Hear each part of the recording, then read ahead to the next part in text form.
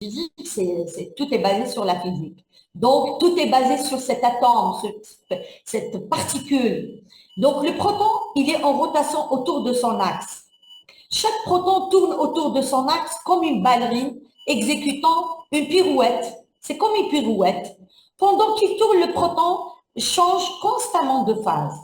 Dès que les protons sont exposés à un champ magnétique important, qu'est-ce qu'il va y avoir? Ils vont s'aligner. C'est comme si on leur donne un ordre, il faut s'aligner. Donc, ils vont prendre, c'est comme, par exemple, dans une cour où il y a beaucoup de militaires, et à un moment donné, on leur donne l'ordre de s'aligner.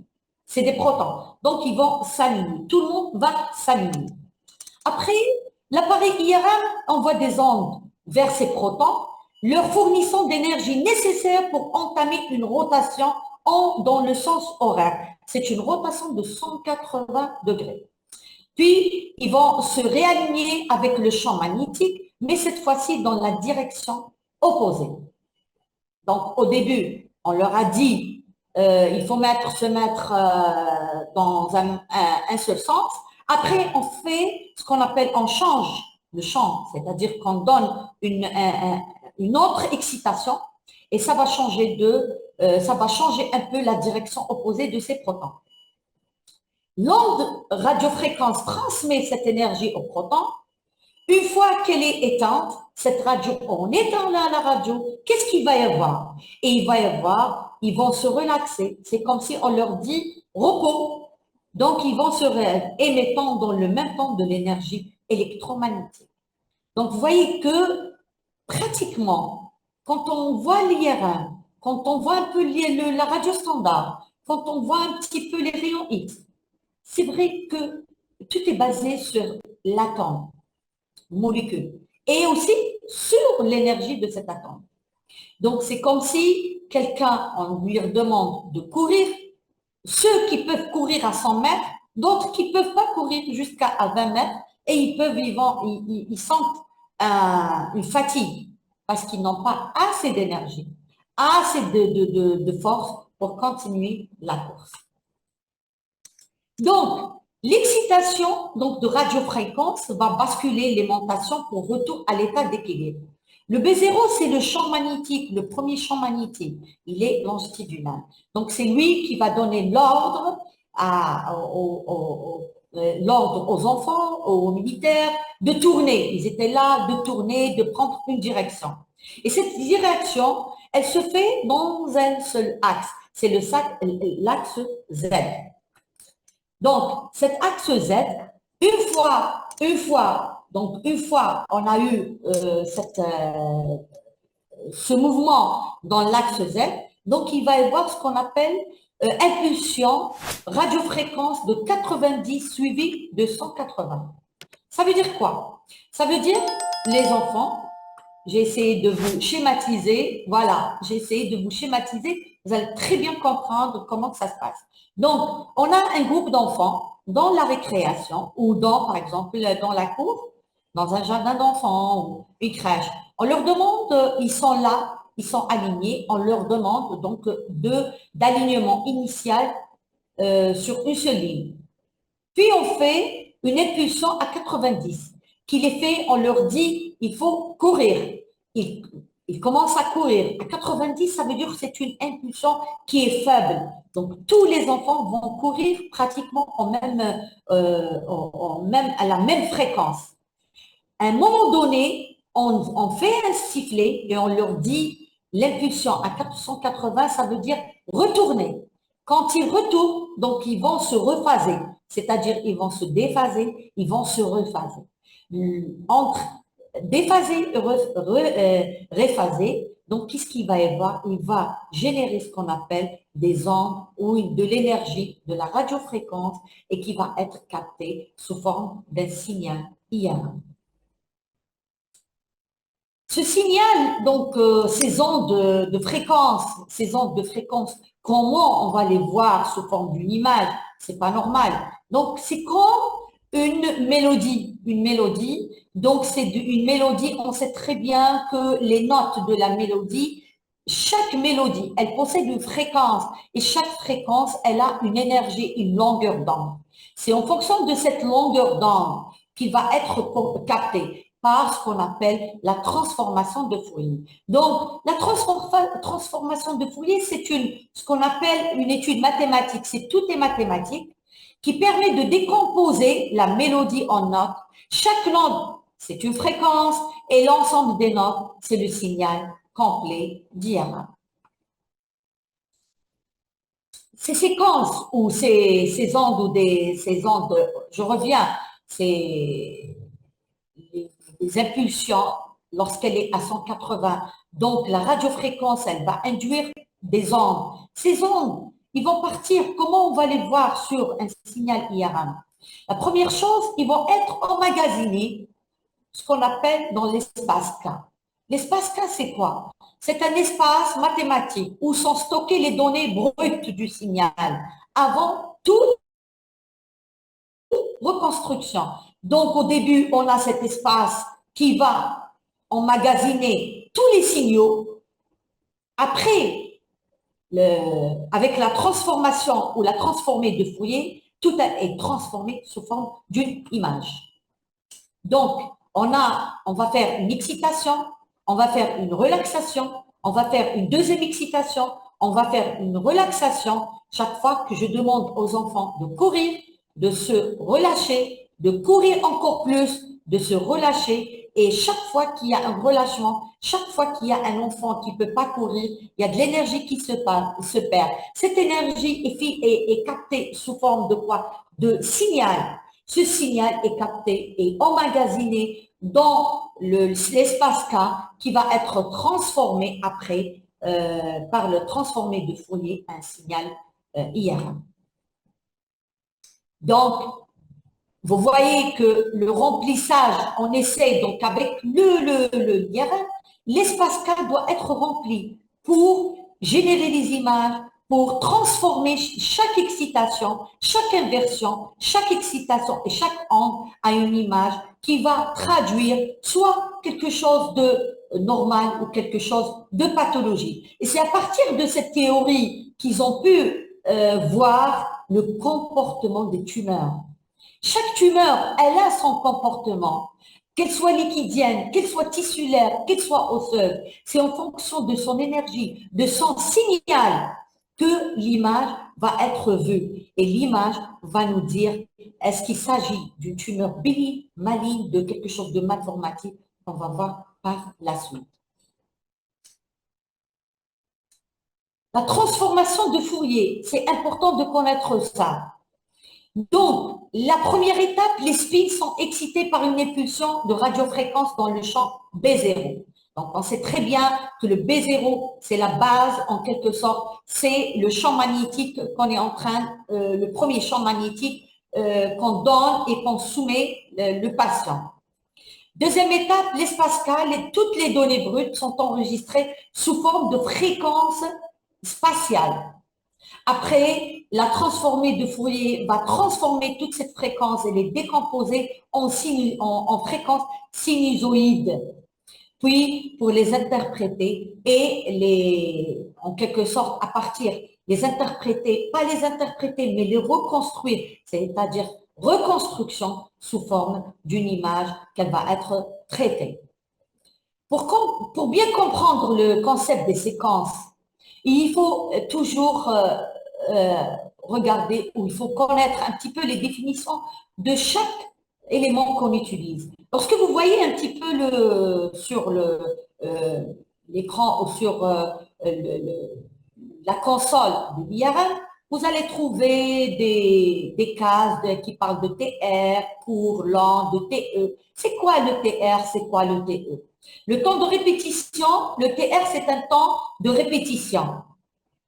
Je pense que vous connaissez, tout le monde connaît ça. Il s'agit d'un temps écoulé entre deux séquences d'impulsions successives appliquées à la même coupe du tissu.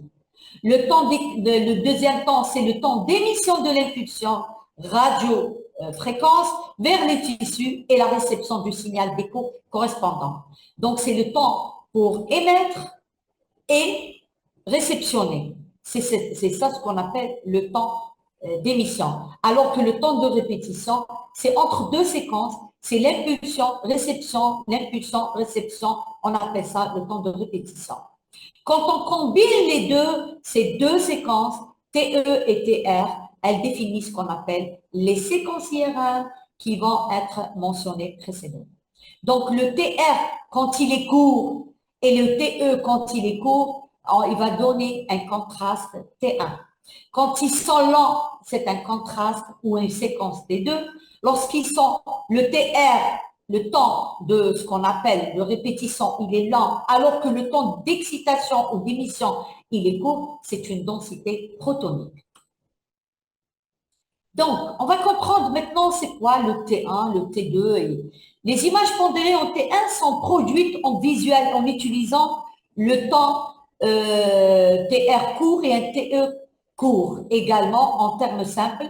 C'est un contraste beaucoup plus de l'image qui donne ce qu'on appelle une luminosité qui est très courte, ce qui définit les principales capacités de distinction clinique. C'est-à-dire, le T1, généralement, on l'utilise pour voir l'anatomie, uniquement l'anatomie. C'est comme si je vois l'anatomie de la chose. Donc, c'est un T1 court, un TE court, donc l'impulsion courte, la répétition, elle est courte. Donc, tous les éléments qui constituent le cerveau, qu'elles soient pathologiques, n'ont pas le temps de réagir, d'être excités. Donc, par conséquent, je vais voir tout ce qui est normal. Et donc, la pathologie, je ne peux pas désigner une anomalie ou une tumeur sur un T1. Par contre, le T2, donc le T1, beaucoup plus, on voit quoi? On voit les graisses, la graisse qui apparaît en hypersignal. L'agent de contraste, là, le T1, on injecte, pourquoi on le produit de contraste, on l'injecte? C'est un élément qui va donner, augmenter la luminosité de la chose.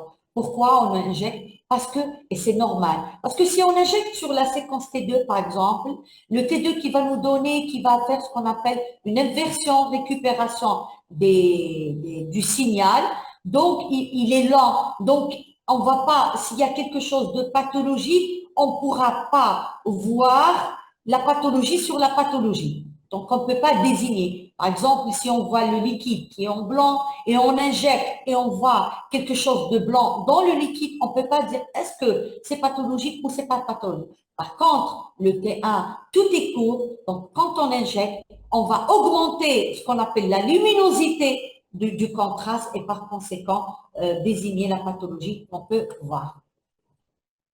Les images en T2, pondérées en T2, beaucoup plus, c'est un TR qui est lent, un TE qui est lent. Le contraste, donc, les images dépendent du tissu. Donc, quand je dis lent, ça veut dire que le temps, l'impulsion, elle a eu le temps. C'est comme si, par exemple, je vais vous expliquer, vous allez très bien comprendre. Par exemple, dans la cour, les enfants, toujours je donne la récréation, je leur dis, écoutez, vous allez tous courir pour 10 mètres.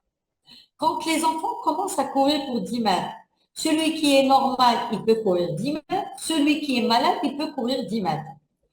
Par contre, quand je leur dis, il faut faire les 200 mètres, ceux qui sont en bonne santé seulement peuvent courir. Ceux qui n'ont pas une bonne santé ne peuvent pas courir les 200 mètres. Donc, je vais détecter les enfants malades. C'est ça le T2. C'est lent. J'allonge, plus j'ai ce qu'on appelle, le temps de voir tout ce qui est pathologie. Raison pour laquelle cette modalité mesure la rapidité avec laquelle le tissu perd sa magnétisation, donc perd son énergie comparé aux images. Pondéré T1. Donc T1, c'est juste, je fais ce qu'on appelle, je capte les images magnétiques, je capte le cerveau, mais je ne peux pas capter tout ce qui est pathologie. Par contre, en T2, je vais en quelque sorte mesurer la rapidité avec laquelle l'enfant perd, il ne peut pas continuer et par conséquent, il perd son énergie. Donc, le signal, quand il est élevé, c'est les structures qui sont riches en eau, ce qui permet de cette séquence de visualiser les œdèmes, les tumeurs, les infarctus, les infections, les inflammations, et tout ce qui est hypo, c'est les graisses, parce que les graisses, ils ne sont pas saturés en eau. La densité protonique définit le contraste et la luminosité de l'image finale. Plus le tissu possède des protons, plus l'image obtenue sera bien claire. Et inversement, l'inverse est juste. Moins le tissu est riche en protons, plus il apparaît foncé. Donc, quand je dis en protons, donc ça veut dire quoi en haut? Donc, il apparaît foncé. C'est la clé pour obtenir une résolution de contraste optimale. Donc, plus le tissu, il est en quelque sorte riche en protons, et je trouve les protons où? Je les trouve lorsque c'est riche d'eau. Vous savez que la première diapo que je vous ai mis, c'est la première, je vous ai dit que tout est basé sur le liquide H2O. Donc, l'H2O qui est le carbone, donc le carbone ainsi que l'hydrogène qui forment la pierre angulaire de la magnétisation. La magnétisation, c'est le développement, c'est ce qu'on appelle, c'est le mouvement atomique de quoi? De l'eau, du carbone, de l'hydrogène. Donc, si, par exemple, je fais une diagramme du genou, exemple, genou, on utilise la densité protonique. Si le genou, il est bien, il n'y a pas d'œdème, il n'y a pas de gonarthrose, il n'y a pas de rupture, il n'y a pas de liquide, donc il apparaît normal. S'il y a par exemple un œdème, s'il y a par exemple un kyste au niveau du genou, il apparaît donc le tissu donc apparaît plus clair, plus lumineux, donc plus blanc, donc il apparaît ce qu'on appelle hyperintense. Le temps de relaxation T1 correspond au temps nécessaire pour que 63% des protons se réalignent avec le champ magnétique, une fois l'émission d'ondes radio interrompue. Donc, ce temps de relaxation, il est spécifique à chaque type de tissu. Donc, on peut l'utiliser pour tout ce qu'on appelle même IRM corps entier. Le temps de relaxation T2, il est nécessaire pour que 37% des protons s'arrêtent de tourner de façon synchronisée. Une fois l'émission d'onde, elle est interrompue, donc pratiquement il est pour. Mais on va voir par la suite quelles sont ses spécificités. La séquence inversion ou flaire. La flaire, donc c'est une séquence d'inversion, récupération ou fluide, atténuation, inversion, recovery. C'est une séquence qui est pratiquement la sœur jumelle de T2, sauf que le TR et le TE sont encore plus longs. C'est une excellente séquence, surtout pour voir le cerveau. C'est-à-dire maintenant, il y a beaucoup de pathologies du cerveau qu'on utilise la séquence flair pour voir au flair, seulement le flair, on peut détecter est-ce que le patient a fait un AVC ou non. Est-ce qu'il y a des zones de ce qu'on appelle de dégradation de la substance blanche ou non, uniquement sur cette séquence. Elle possède une forte capacité à supprimer sélectivement ou annuler les signaux d'une substance donnée. Dans ce cas précis, un liquide en fonction de sa valeur T1. Ainsi, les images en séquence flair, le liquide, le LCR, apparaît sombre, ce qui rend cette séquence très utile en neuroimagerie. Donc, les liquides apparaissent, donc le liquide supprime en quelque sorte tout ce qui est les signaux de la substance donnée, donc sélectivement, parce qu'on a pris le temps, il est lent, encore lent, donc on supprime le signal d'eau naturellement observé en T1, c'est-à-dire normal. Donc, tout ce qui reste pathologique, on va le voir.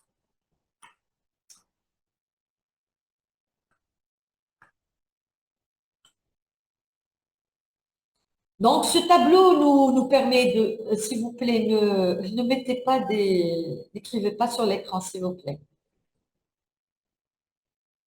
Vous m'entendez? Vous m'entendez?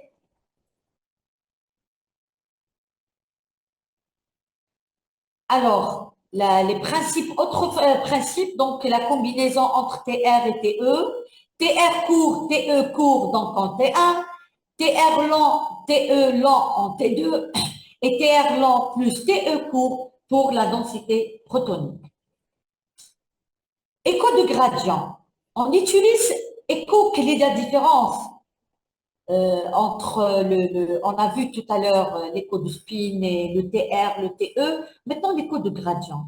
Elle utilise un angle de bascule inférieur à 90. Tout à l'heure, on a vu que pour faire T1, T2, on a utilisé un angle de bascule de 90 jusqu'à 180. Là, pour l'écho de gradient, on utilise un angle de bascule qui est pratiquement de 10 à 30, ne comporte pas d'impulsion radiofréquence de 180, donc pas de... utilise un gradient de rephasage pour créer l'écho. Donc, elle permet d'induire un contraste T2 étoile. C'est une technique ou une séquence qui est utilisée beaucoup plus en vasculaire. On va voir pourquoi en vasculaire. En géographie, dans le cerveau, pour détecter, surtout dans l'urgence, détecter une hémorragie méningée, une hémorragie, un hématome.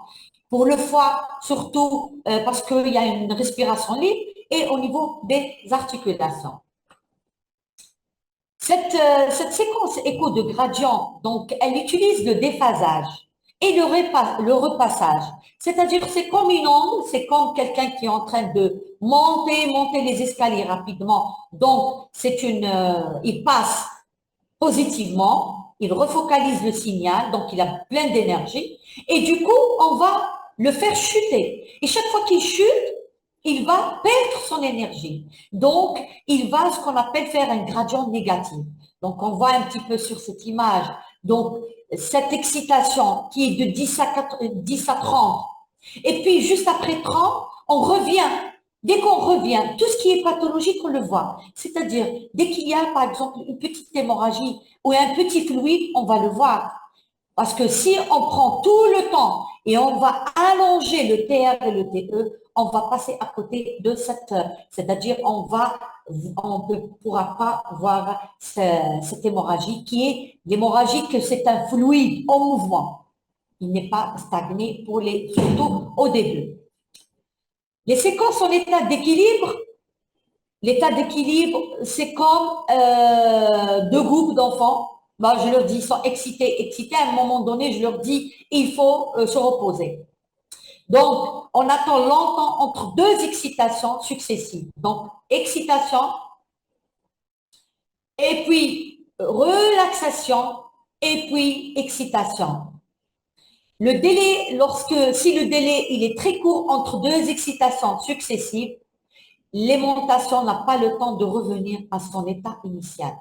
Ça veut dire à son état d'équilibre. Donc, pour avoir les séquences en état d'équilibre, il faut prendre le temps entre deux excitations. Il faut avoir un temps allongé, un TR donc allongé entre deux excitations et par conséquent, on va voir, c'est-à-dire on va donner le temps aux atomes, à l'hydrogène de rejoindre et de prendre l'état stationnaire et l'état d'équilibre. La saturation de graisse. La saturation de graisse, donc on dit une séquence de saturation, ce qu'on appelle STIR, donc c'est une séquence de saturation de graisse. On sait très bien que lorsqu'on fait une onde en l'organisme et on donne une onde de radiofréquence sélective à 90 avec un champ magnétique B0, elle va basculer l'aimantation des protons des tissus graisseux sans affecter l'aimantation des protons des autres tissus. On sait très bien que le T1, si on revient, le T1, on voit très bien parfaitement la graisse. On voit parfaitement la graisse. Des gradients détruisant ensuite l'aimantation dans le plan transverse et la séquence d'imagerie débutent juste après. C'est-à-dire, on fait ce qu'on appelle à 90, un T1 court, puis qu'est-ce qu'on fait? On fait une autre, on ne donne pas le temps juste après, on va exciter encore. Ce temps de relaxation n'aura pas le temps. Donc, juste à la fin de la première excitation, relaxation, on fait une excitation, donc afin de ne pas laisser à l'aimantation des tissus graisseux le temps de repousser. Et par conséquent, la graisse aura aucun signal par rapport aux autres tissus. Et on va la voir. C'est-à-dire, si par exemple, On va voir par la suite des exemples comment on va supprimer. Dès qu'on voit la graisse, on va le supprimer. C'est-à-dire, c'est une séquence qui ne donne pas, c'est une séquence qui va en quelque sorte exciter directement les atomes pour ne pas donner directement ou ne donne pas le temps à la graisse beaucoup plus à l'aimantation tissu graisseux, le temps de repousser et donner ce qu'on appelle un signal. Il y a des séquences plus complexes. En plus de T1, T2, il y a des séquences plus complexes. C'est quoi ces séquences plus complexes? Les courbes, donc c'est un exemple, donc qui montre un petit peu le cerveau. Trois images qui sont différentes en T1, T2, mais qui sont un petit peu complexes et combinées. Les courbes représentent l'évolution de l'aimantation et de l'application de la radiofréquence. Donc, on a ce qu'on appelle la graisse, on a la substance blanche, la substance grise et on a les vaisseaux. La pondération en T1, les pointillés rouges, donc permet de visualiser les compartiments dont la variation d'aimantation est rapide. Donc un TE court, un TR court. Donc qu'est-ce qu'on va voir? On va juste voir les structures anatomiques. On n'a pas eu le temps, c'est-à-dire que les atomes n'ont pas eu le temps de voir l'ensemble. Structure vasculaire, tout, les liquides. La pondération T2 pointillé blanc permet de visualiser surtout les compartiments dont la variation d'aimantation est lente. Plus elle est lente, elle va agir sur les molécules d'eau. Et si elle agit sur les molécules d'eau, on va voir l'hypersignal de l'eau. Et donc, on va voir le compartiment vasculaire et le compartiment beaucoup plus des ventricules ou tout ce qui est liquide. Donc, en T1, on va voir quoi? Substance grise, substance blanche. Et le T2, on va voir le liquide, les ventricules, et on va voir les structures vasculaires. Est-ce qu'il y a quelque chose ou non? Autre séquence, la spectroscopie. La spectroscopie IRM de perfusion. La spectroscopie est une technique qui permet d'analyser la composition biochimique des tissus in vivo. C'est-à-dire, certains métabolites sont présents dans un voxel donné, c'est-à-dire sont présents dans ce qu'on appelle dans le sang métabolique. Parce qu'une tumeur, par exemple, une tumeur cérébrale, c'est une tumeur qui a ce qu'on appelle au niveau de la région cérébrale, elle est composée de certains métabolites. Les métabolites qu'on utilise en spectro, qu'on va les doser, c'est beaucoup plus, c'est de voir le spectre, leur spectre, c'est l'acétylcholine, on a l'acétylcholine, on a la créatinine, la choline. Donc, ces métabolites biochimiques, on va les mesurer.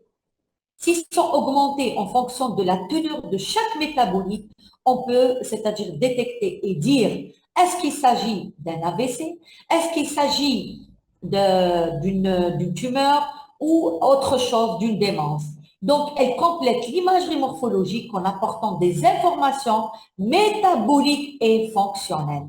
Donc, la spectro, maintenant, on l'utilise. C'est une excellente séquence pour faire la différence, surtout si on trouve par exemple une image qu'on n'arrive pas à biopsier, hein, ou à dire est-ce qu'il s'agit d'un début de tumeur, par exemple un glioblastome. Un glioblastome, c'est une tumeur qui est stadifiée de grade 1 jusqu'à le grade méchant. Donc le grade 1, c'est juste une partie, un œdème. Est-ce que cet œdème, c'est un territoire d'AVC? Est-ce que cet œdème, c'est un œdème d'une anomalie ou d'une inflammation du cerveau ou d'une tumeur? Donc, pour trancher, on fait ce qu'on appelle la mesure des métabolites au niveau de la région ou de l'anomalie et par conséquent, on aura une idée, est-ce qu'il s'agit de quelque chose de bénin ou de malin ou d'inflammatoire? Il y a d'autres séquences maintenant qui sont d'actualité. C'est les séquences qu'on appelle Ecoplanar Imagining, technique d'acquisition ultra rapide qui permet de remplir l'espace K en une seule impulsion. Donc, c'est une technique généralement qu'on utilise avec une IRM de 3 Tesla. qui est, elle comble l'espace K. Si elle en une seule impulsion, donc il y a plusieurs ondes de fréquence et par conséquent, on va avoir plusieurs images. Si on a plusieurs images, donc c'est ultra rapide. L'impulsion RF, donc elle agit sur la radiofréquence d'excitation, la teneur en écho de gradients successifs et surtout beaucoup plus l'espace K qui doit être libre ou qui doit être l'espace qui doit être comblé. Donc, quand on parle d'un espace K, donc ça dépend de la construction ou de la machine elle-même.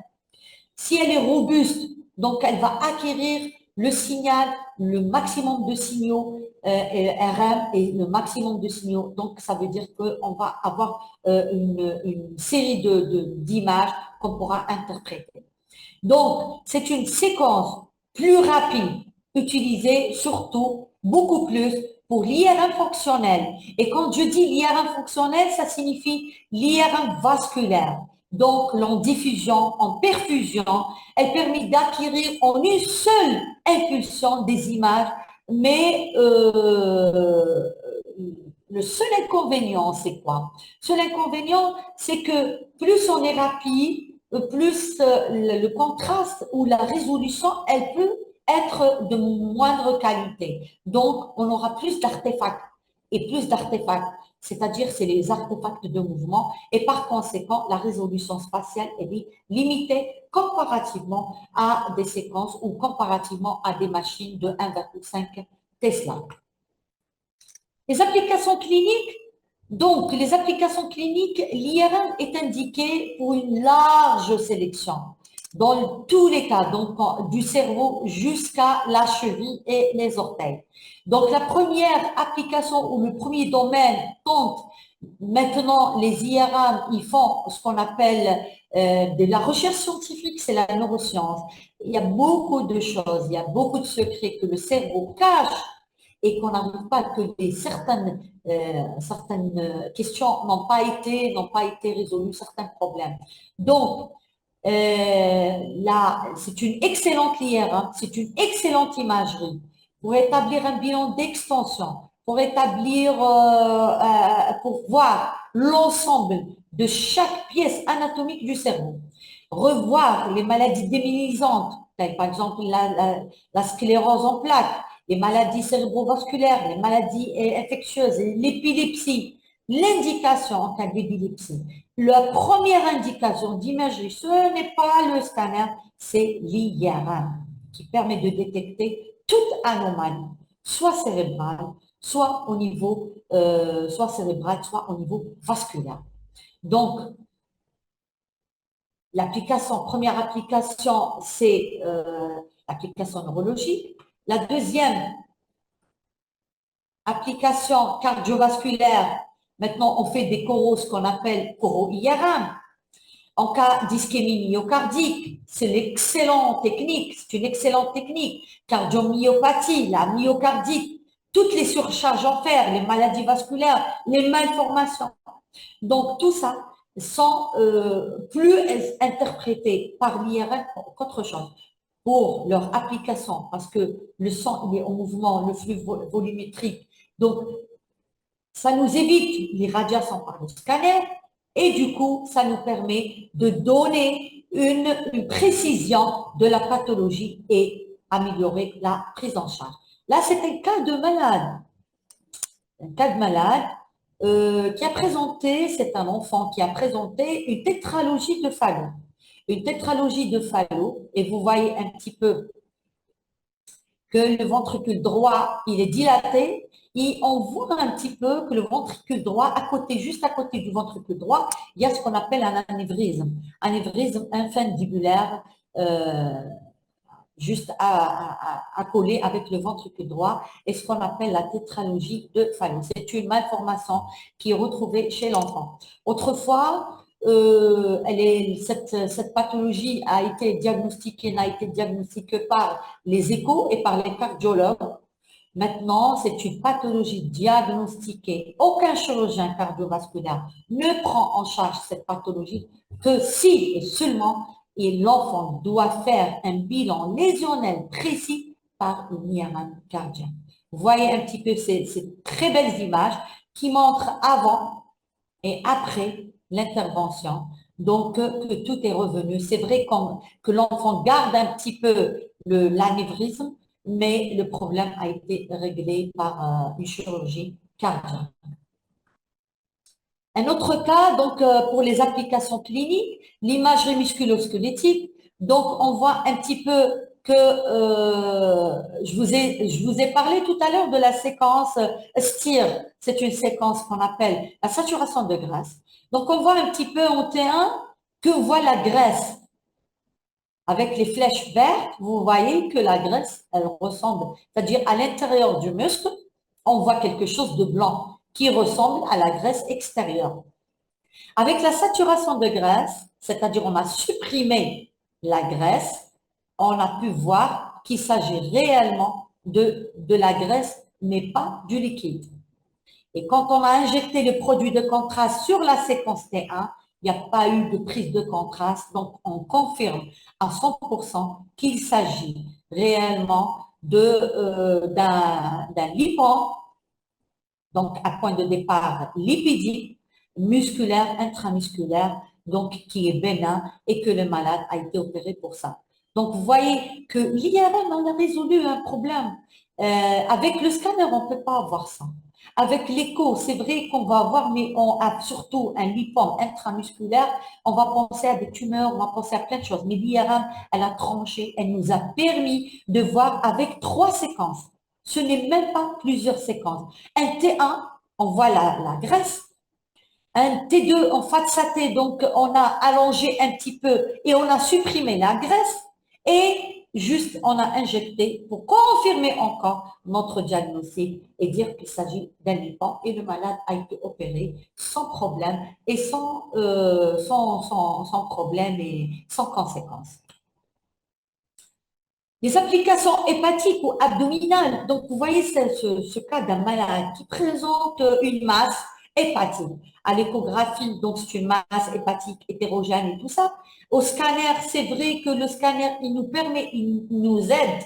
Le scanner nous aide à différencier, il nous aide à faire d'autres, c'est-à-dire à réduire un peu l'avalanche des diagnostics, mais l'IRM tranche. L'IRM tranche. Elle nous permet de dire qu'il s'agit réellement d'un angiome.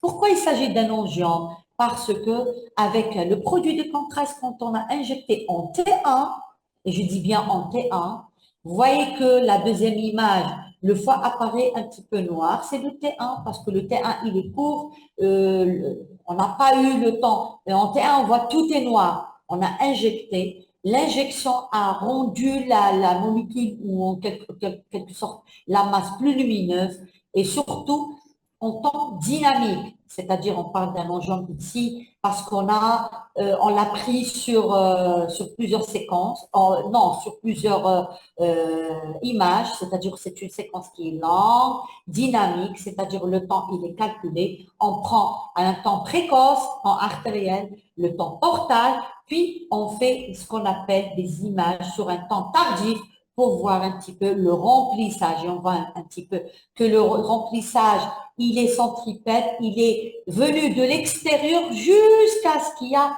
eu un remplissage total. Et à partir de ces séquences dynamiques, on a pu poser le diagnostic d'un angiome hépatique qui est une tumeur totalement bénigne. Les contre-indications, donc on a les implants métalliques tels que les clips qui sont utilisés dans les anévrismes cérébraux, les pacemakers, les défibrillateurs cardiaques, les implants cochléaires, les stents. Ça, c'est des contre-indications pratiquement absolues. Et on a d'autres contre-indications chez la femme enceinte. La dernière fois, je vous ai parlé de la femme enceinte. Pendant le premier trimestre, il faut éviter pourquoi? Je rappelle qu'il va y avoir ce qu'on appelle un mouvement d'eau. C'est le mouvement du liquide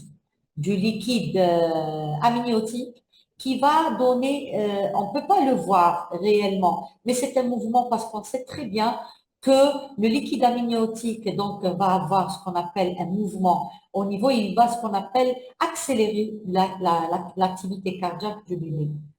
Jusqu'à maintenant, on n'a pas eu de retour des femmes enceintes qui ont fait pendant le premier, mais on sait très bien qu'il y a quand même un impact sur le liquide amniotique et par conséquent, il y a l'impact sur l'activité cardiaque du bébé. Donc, autant éviter les femmes enceintes, d'accord? La deuxième chose, parce qu'on ne sait pas, est-ce qu'il va y avoir des morts, des décès néonatales, donc on ne sait pas. La deuxième chose, les personnes qui présentent les allergies aux agents de contraste peuvent développer des réactions. C'est vrai que certains produits de contraste, on dit qu'ils n'ont pas d'allergie, mais le corps humain, moi je dis, c'est un secret, c'est un secret. Et chaque être humain c'est une entité à part. Donc, on peut donner le produit de contraste pour le premier patient, on n'a rien. Pour le deuxième, on peut engendrer et déclencher chez lui, on peut déclencher chez lui une réaction allergique anaphylactique sévère qui peut engendrer la mort. Les maladies rénales. Pourquoi les maladies rénales? On sait très bien que les produits de contraste sont pratiquement de sécrétion et excrétion par le rein. Donc, si le rein il présente une pathologie, par exemple, une pathologie néphrologique, si on donne, donc ça va engendrer, ça va en quelque sorte accélérer un petit peu la dégradation des néphrons et par conséquent, elle va donner une dégradation de la fonction rénale. Probablement pas dans l'immédiat, mais à long terme, ça va dégrader le rein et au lieu que le malade présente une insuffisance rénale sur une année, il va la présenter dans 6 mois. Donc, il faut éviter, demander une fonction rénale et ne pas prendre, même si, et si jamais on vous donne, on vous dit, vous pouvez faire avec une créatinine, non, on ne se base jamais sur la créatinine. Si le malade il présente des antécédents de quelque chose, d'une pathologie sous-jacente rénale, il ne faut pas se baser sur la créatinine, même si elle est normale. Il faut demander ce qu'on appelle un débit de filtration glomérulaire pour avoir le cœur net et pour faire du bon travail. En conclusion, donc l'IRM, c'est une technique d'imagerie médicale utilisée en radiologie pour obtenir des images de l'anatomie des processus physiologiques du corps, aussi bien des sujets sains que malades. Elle est non invasive. C'est une technologie qui a un petit peu bouleversé les choses. Elle offre aux cliniciens une vision complète de l'état interne du patient, sans pour autant procéder à d'autres techniques plus complexes, sans pour autant maintenant avec les avancées. On est en train de passer d'une étape à une autre étape. Par exemple, maintenant, en imagerie du sein, donc le sein, une imagerie du sein, on préfère, quand il s'agit par exemple, d'un nodule du sein qui est petit, dont on n'a pas réellement, on n'est pas sûr que c'est bénin, on fait l'IRM avant de passer à la biopsie. Si l'IRM revient en faveur de quelque chose de bénin, on ne touche pas. Par contre, si elle est suspecte, on passe par contre à la biopsie pour confirmer l'anapath du nodule. En matière de prostate, autrefois les malades souffraient avec l'examen clinique, avec l'étude par célioscopie, par scopie. Et maintenant, l'IRM a bouleversé l'urologie chez l'homme. Dès qu'on suspecte avec une PSA un petit peu augmentée, plus de 400, on demande une IRM. Et l'IRM vous répond, est-ce que le malade, il a une prostate saine ou présente un nodule? Dès qu'on voit un nodule, là, on oriente le malade vers son urologue et en plus, on va lui marquer le nodule. C'est-à-dire qu'il ne va pas la faire à l'aveuglette, il va la faire en quelque sorte guidée par l'IRM. Alors qu'autrefois, le malade souffrait avec une écho endocavitaire et cet écho endocavitaire qui est repoussé par les malades, qui en quelque sorte qui est boudé par les malades et qui n'apporte pas toute la morphologie et tout le bilan lésionnel de la prostate. Maintenant, dès qu'on a un patient qui fait un problème d'AVC, surtout si on est dans les 3 heures après un AVC, l'IRM peut trancher. Est-ce qu'il s'agit d'un AVC ischémique? Et là, le malade, on lui fait directement une thrombolyse et il rentre chez lui dans les 24 heures. Donc, vous voyez un petit peu, l'IRM, elle a un petit peu bouleversé la prise en charge et elle a rendu les choses plus claires, plus claires, plus claires, tout en garantissant la sécurité du patient. Et on termine. Pour vous dire, voilà, je vous montre ça, c'est une image d'une IRM de 9 Tesla. Donc, vous me dites, ça n'existe pas, et bien ça existe au Japon. C'est une IRM qui est dédiée pour la recherche scientifique, pour la neuroscience. Elle est ultra, ultra, ultra, ultra rapide. Elle est dédiée aussi pour l'animal, donc pour l'animal, pour le monde vétérinaire. Et elle te donne des images spectaculaires, ultra rapides, avec un champ magnétique et une machine très robuste. J'espère que qu'on aura peut-être chez nous des IRM, on arrive jusqu'à cette Tesla. Ça va un petit peu bouleverser la prise en charge, ça va révolutionner un petit peu, surtout en Algérie.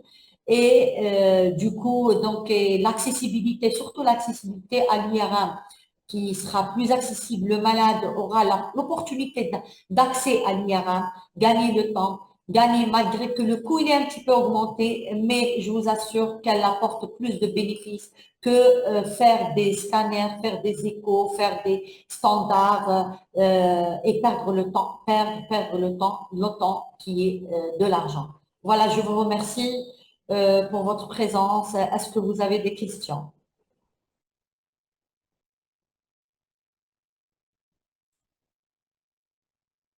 Est-ce que vous avez des questions?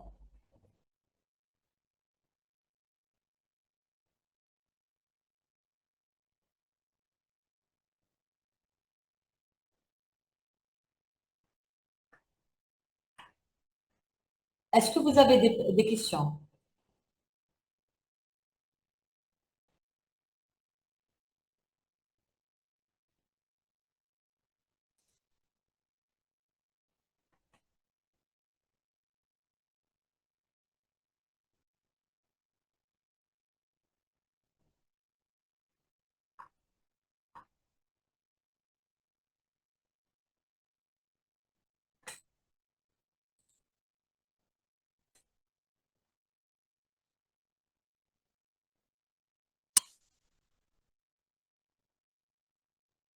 Professeur, Oui, vous m'entendez?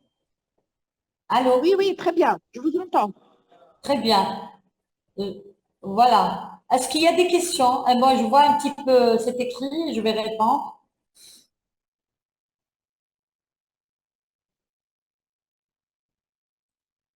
Est-ce qu'il y a des questions?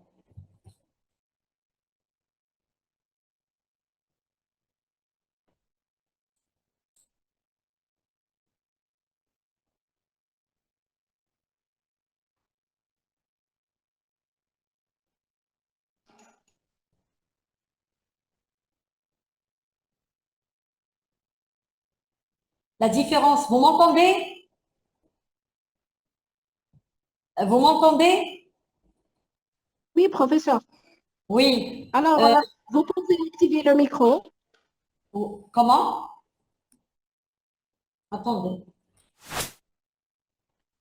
Pour les participants, professeur, la main, ils peuvent activer le micro s'ils ont des Oui, questions, oui, pardon. oui.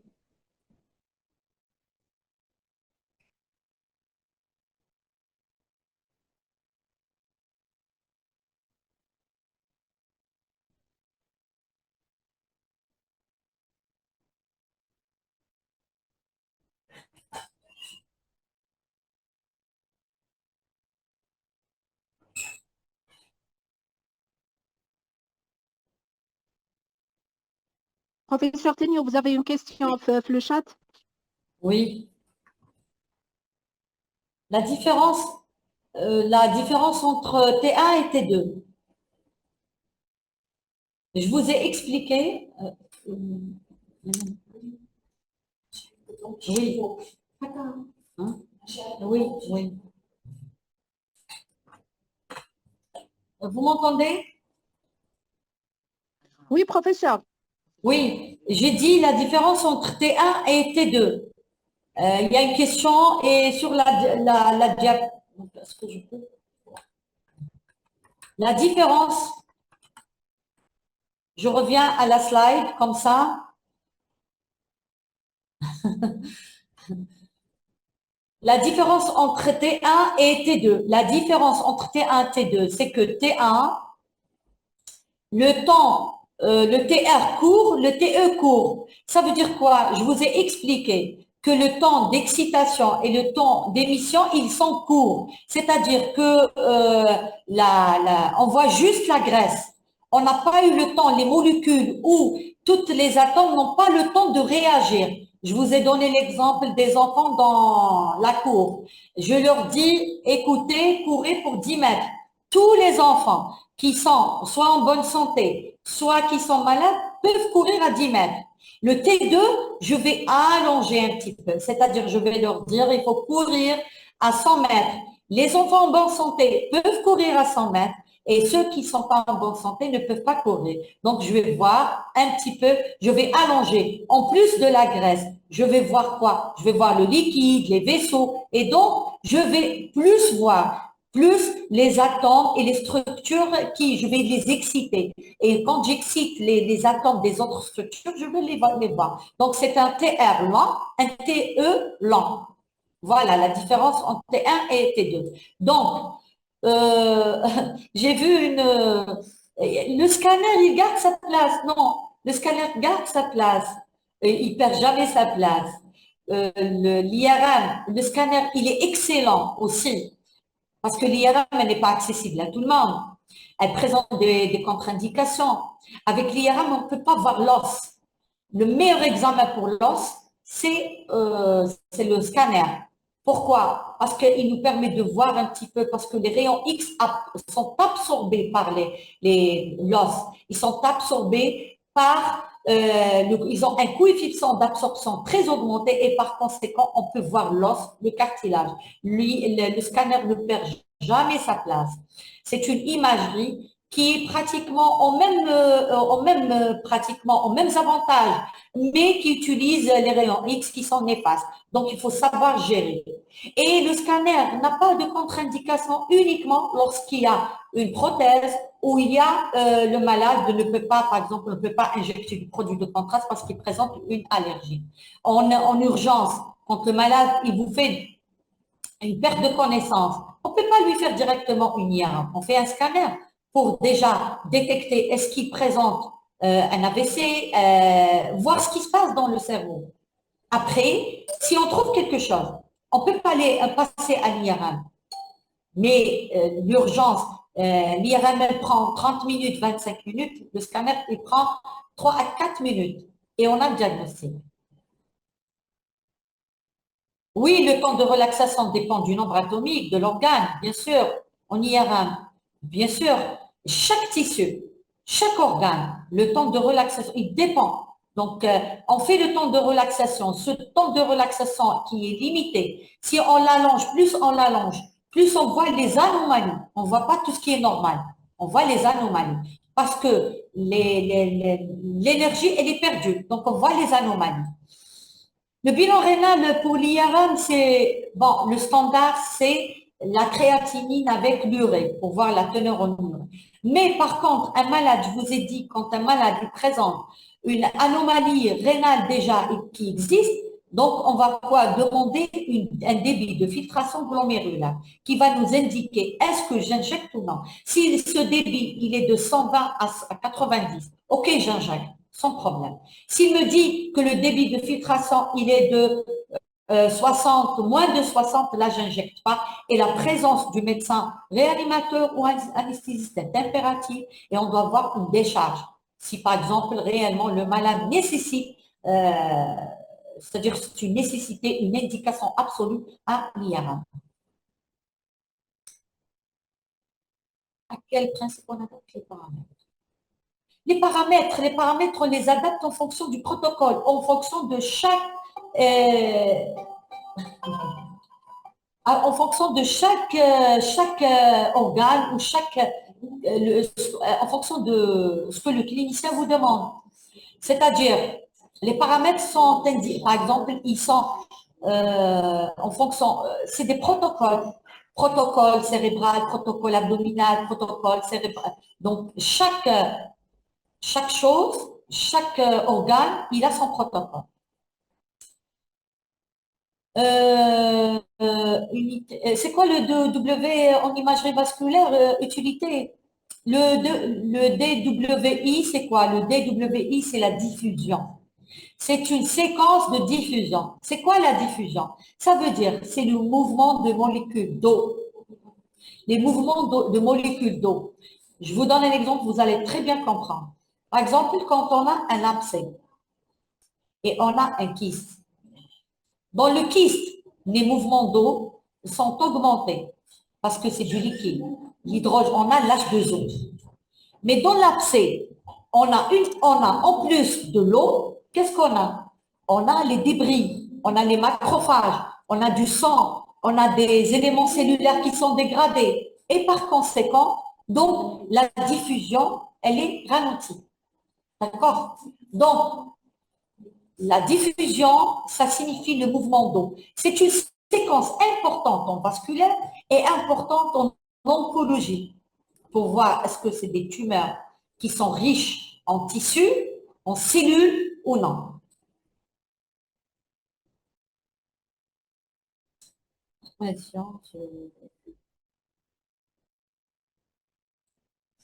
Attendez.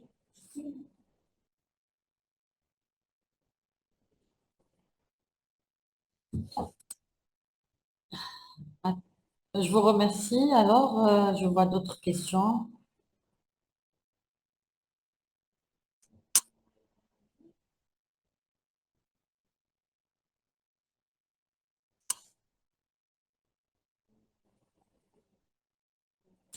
La différence entre STIR et FATSAT. FATSAT, je vous ai dit, c'est une séquence qui supprime la graisse. C'est quoi le S? C'est le short.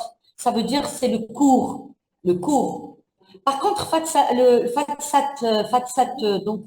et STIR, c'est la même chose. La première STIR, donc c'est la séquence, elle est courte. FATSAT, elle est lente, fast. Donc, qu'est-ce qu'elle fait? Elle allonge la récupération. Et par conséquent, donc, elle supprime la graisse. Là, elle la supprime. Le STIR, elle la supprime de façon très courte. Par contre, FATSAT, la suppression elle se fait de façon un peu longue. Donc, on utilise ces deux dans le même principe, mais ces deux séquences sont utilisées en fonction de l'organe.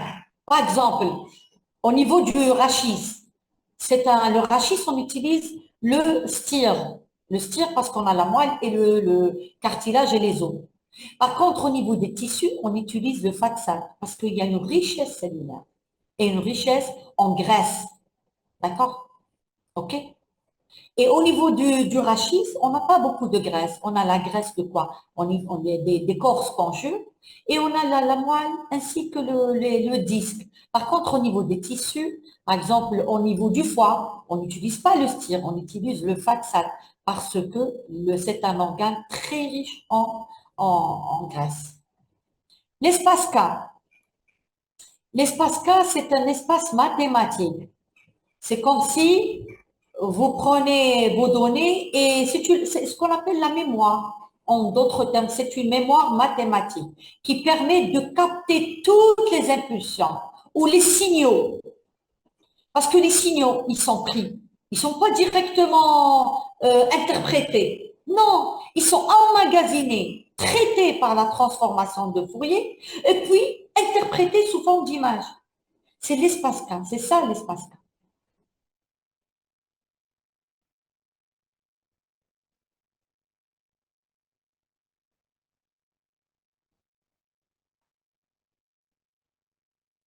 le faible.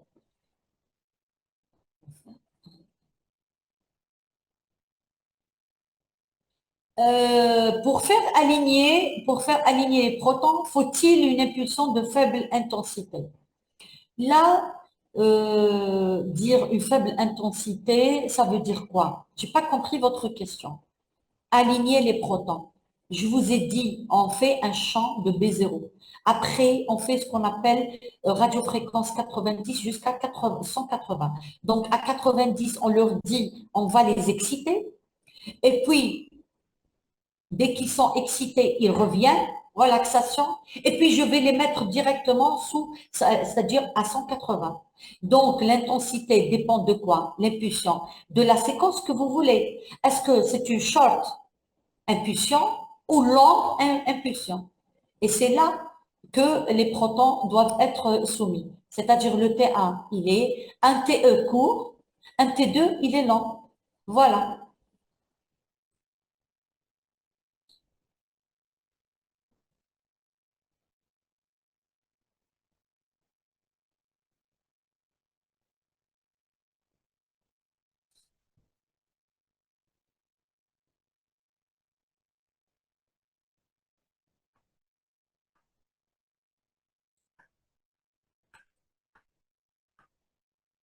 Je reviens.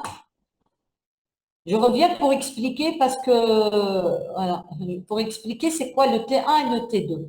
Le T1 séquence, c'est une séquence court, et TE court et TE court. Je reviens. Donc TE et TR qui sont courts.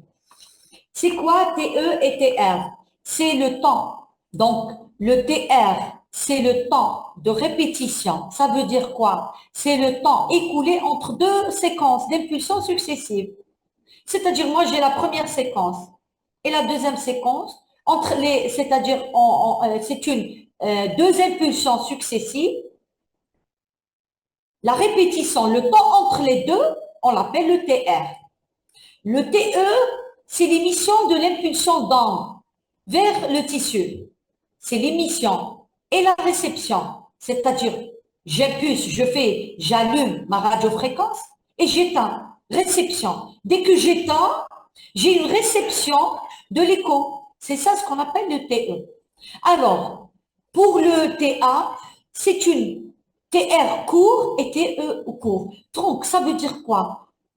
Quand j'excite et j'éteins, on a une radio, ce qu'on appelle des ondes, on n'a pas de tout le cerveau. C'est-à-dire que j'ai l'impression que c'est l'anatomie. On voit la graisse, on voit la substance blanche et la substance grise. Mais on ne voit pas tout. Ni vaisseau, ni ventricule, on ne voit pas. Par contre, le T2, j'allonge le TR et le TE. Et par conséquent, j'aurai le temps d'exciter, de récupérer et surtout, beaucoup plus, de faire la réception de mon signal d'écho et l'interpréter. Donc, je vais avoir de la graisse, je vais avoir le tissu, la substance blanche, substance grise, et je vais voir en plus de ça le liquide des ventricules, le LCR, et le liquide sanguin qui circule dans les vaisseaux. D'accord?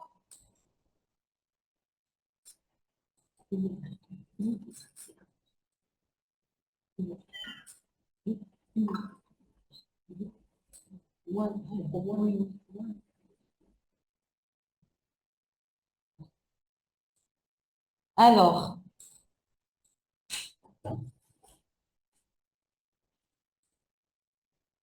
je vous remercie. Moi aussi, je vous remercie parce que j'espère que c'était vraiment clair pour vous. J'ai essayé de donner même des exemples comme ça. Vous m'entendez? Est-ce que vous m'entendez? Oui, professeur. Oui, professeur. Oui, تفضلي.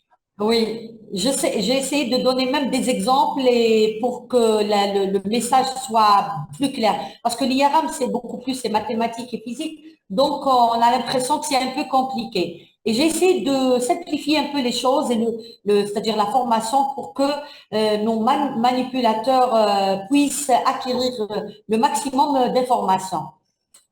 Alors,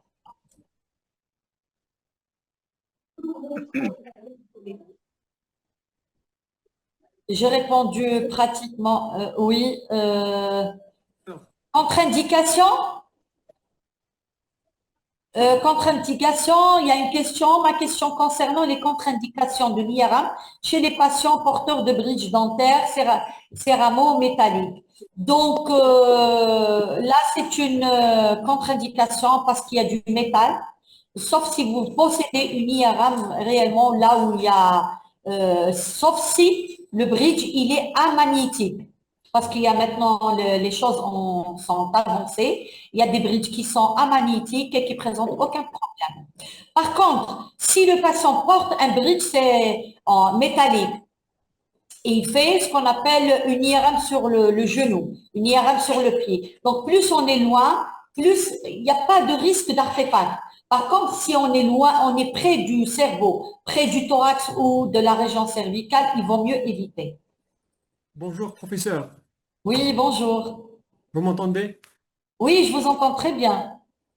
D'abord, je vous remercie, professeur, pour cette présentation. C'était des connaissances très enrichissantes. Professeur, j'aimerais bien donc euh, vous dire ce que j'ai compris d'après ce que vous avez dit. Est-ce que vous Euh, avez une IRM? non, malheureusement, Vous êtes où? Vous êtes de quelle ville? je suis de la ville de Biskra ou de PSP de Sidi Oqba. Ah, super. Enchanté, enchanté. Ouais, enchanté. Ça Enchanté. fait une semaine.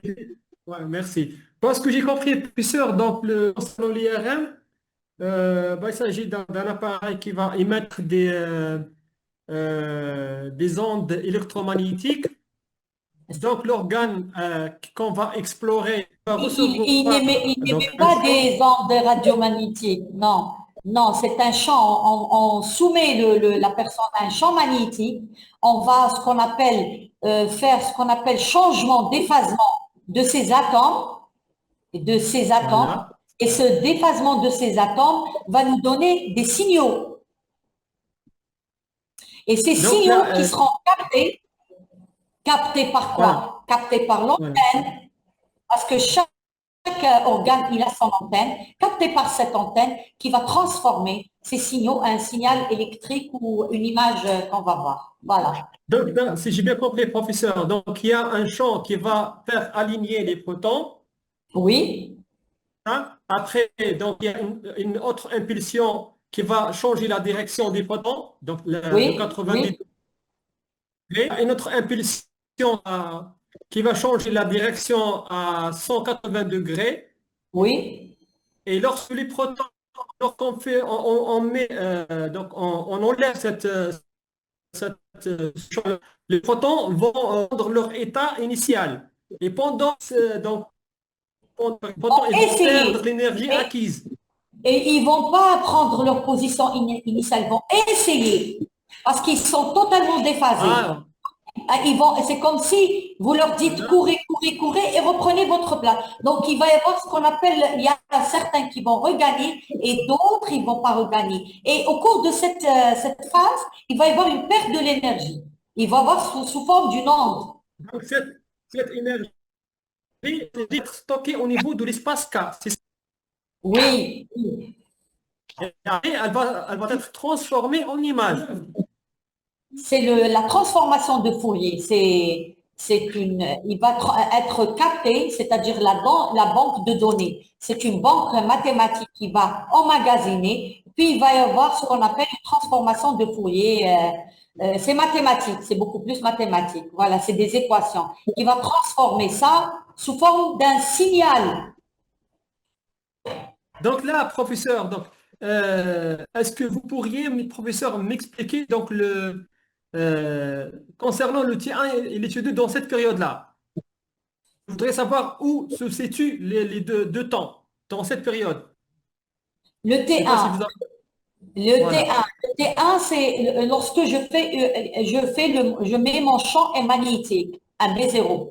Donc, les atomes sont un petit peu excités. Puis, je vais ce qu'on appelle faire une excitation, mais de très courte durée, et une réception. Ce qu'on appelle un temps, c'est-à-dire vous m'entendez? Oui, oui, je vous entends, professeur. Donc, je vais provoquer une impulsion. Oui. Je vais provoquer une impulsion successive et je vais récupérer. Donc, temps de répétition court, excitation court, récupération court. Donc, j'ai pas de problème. Je ne peux pas voir toutes les anomalies. Je ne vois que quelque chose qui est normal. D'accord? C'est-à-dire, Ça j'excite, concerne, professeur, oui, ça concerne le T1. Ça concerne le T1. le T1. Le T2, par contre, je vais allonger. Par exemple, je vous ai donné l'exemple.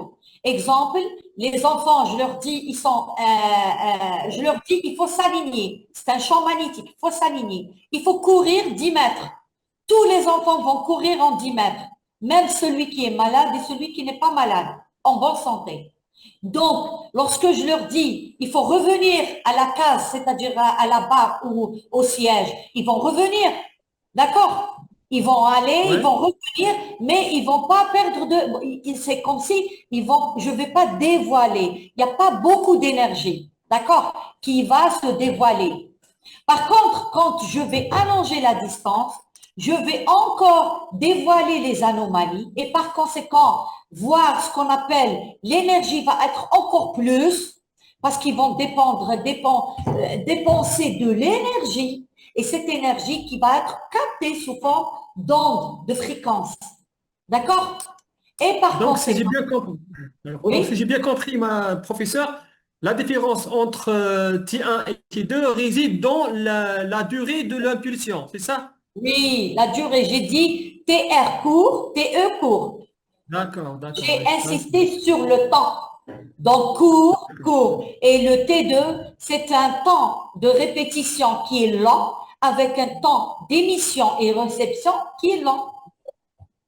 D'accord, Raison pour laquelle, si je veux voir, par exemple, les ventricules latéraux, je veux voir les vaisseaux, impossible de les voir sur la séquence T1 au niveau du cerveau. Je les vois sur la séquence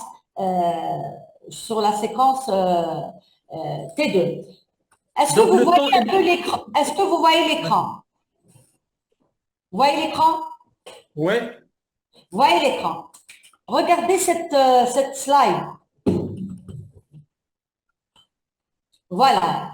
Regardez. Quand je vais voir, par exemple, en pondération en T1, je ne peux même pas faire la différence entre substance blanche et substance grise. D'accord? Allô? Vous m'entendez? ah, oui, oui, Je ne peux donc, pas. En T1, je vois la graisse et je vois tout est noir pratiquement. J'ai du gris et du noir. Parce que les atomes du cerveau, les atomes du cerveau et les particules n'ont pas eu le temps d'une excitation allongée. Par contre, en T2, vous voyez que je peux différencier la substance grise, la substance blanche, je vois les ventricules, je vois un petit peu le cortex et je vois un peu les espaces sous-arachnoïdiens. Donc, j'ai eu le temps. Ce qu'on appelle les protons des autres structures ont eu le temps de s'aligner, ont eu le temps de prendre ce qu'on appelle, de donner un signal. Et ce signal qui a été emmagasiné dans l'espace-K pour être transformé en une image. Voilà. donc ce temps, professeur, est commandé par le manipulateur ou le radiologue, c'est Oui, ça? oui, c'est un protocole, oui, c'est un protocole. C'est à vous de faire. Vous mettez le T1, mais c'est la machine qui travaille. Quand vous mettez le T1, vous êtes sûr que c'est d'ailleurs, ça me prend 1 minute, je crois que ça prend 1 minute. Alors que le T2, il prend 2 minutes. Donc, vous voyez, c'est court. Oui, merci. Même pas. D'accord? Merci, c'est clair, professeur, oui, c'est clair, Je merci. vous en prie, je vous en prie.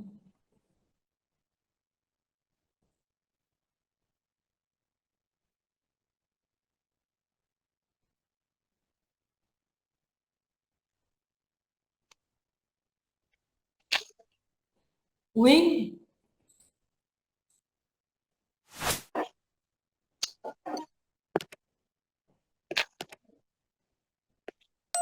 est-ce qu'il y a d'autres questions?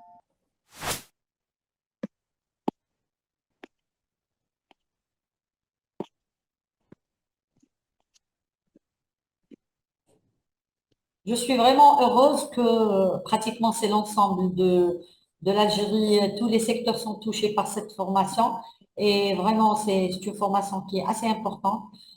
Malgré que certaines structures ne sont pas dotées d'un équipement d'IRM, mais peut-être dans l'avenir, il faut être optimiste, dans l'avenir, il va y avoir des IRM un peu dans toutes les structures de l'Algérie. Voilà.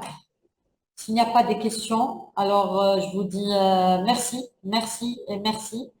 Inch'Allah, on aura d'autres occasions pour d'autres formations, pour d'autres sujets importants d'actualité qui peuvent répondre à vos suggestions, à vos, surtout les gens qui travaillent en dehors des grandes villes et les manipulateurs. Si vous avez des thèmes que vous voulez vraiment qu'on entame et qu'on fait un débat, n'hésitez pas à envoyer.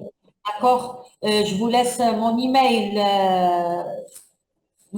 si vous avez d'autres questions à poser, et si vous proposez des sujets qu'on peut aborder, qu'on peut discuter et pour améliorer. Parce que le seul souci, c'est quoi? C'est améliorer, passer l'information et améliorer la prise en charge.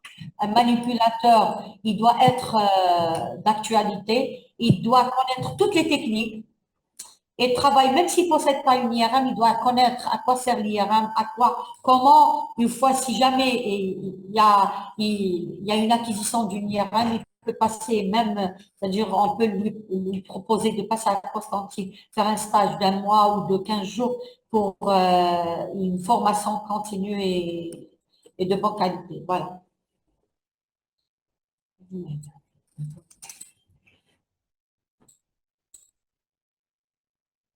Professeur Tenio, merci beaucoup. Je vous en prie. Merci aux participants qui sont restés jusqu'à la fin. Inch'Allah, on aura l'occasion de programmer d'autres sessions de formation. Oui, je vais laisser mon email en bas, comme ça, s'il y a des questions, s'il y a des propositions de thèmes. Merci beaucoup pour l'initiative. Alors, je voudrais de mon côté préciser pour les gens, des participants qui ont demandé une formation pratique. Inch'Allah, on va essayer d'organiser une session de formation par région. Hagda pour les manipulateurs, parce que c'est vrai, jusque-là, on n'a pas encore programmé une formation comme le territoire national. Professeur Tenio, elle est au courant, on a fait déjà une formation côté Est. Inch'Allah, on aura l'occasion de programmer d'autres sessions les autres régions, Inch'Allah. Ce sera des sessions de formation régionale. Il y a une wilaya où on invite les gens à les wilayas limitrophes. Inch'Allah, on va essayer on travaille sur ça, Inch'Allah. Inch'Allah, il y aura du nouveau. Merci, professeur. Merci aux Je participants. vous en prie. Voilà, vous avez le mail. Pardon, tfadli. Moi, j'ai laissé mon email pour s'il y a Oui, des... Rahul, le mail راهو في le chat, si vous voulez bien le noter. Merci, professeur Yatek Saha. Je vais laisser un peu la session ouverte, haka, ils ont le temps d'enregistrer le mail. Merci beaucoup et bonne fin de journée. Merci. Merci, au revoir. Merci, au revoir. Au revoir.